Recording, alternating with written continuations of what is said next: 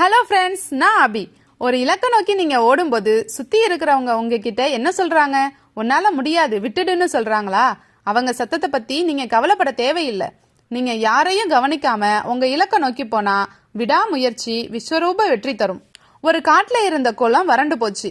அங்க இருந்த எல்லா தவளைகளும் ரொம்ப தூரத்துல இருக்கிற பெரிய குளத்துக்கு போக முடிவு செஞ்சாங்க. ஆனா பயணத்துல பல தவளைங்க சோர்வடைஞ்சு கீழே விழுந்தாங்க.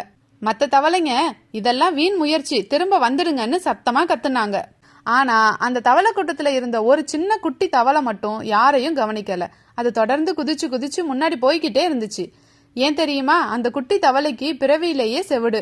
மற்றவங்க கத்துன நெகட்டிவ் சத்தம் அதுக்கு கேட்கவே இல்லை. செவிடுங்கிற அந்த பலவீனமே அந்த தவளைக்கு ஒரு பெரிய சக்தியா மாறுச்சு.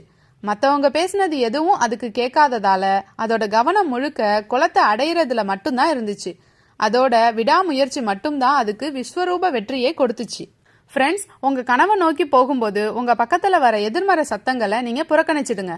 உங்க காதுக்கு அந்த சத்தம் கேட்கவே கூடாது. உங்க கவனம் முழுக்க முழுக்க உங்க இலக்குல மட்டும் இருந்தா உங்க விடாமுயற்சி உங்களுக்கும் விஸ்வரூப வெற்றி தரும்.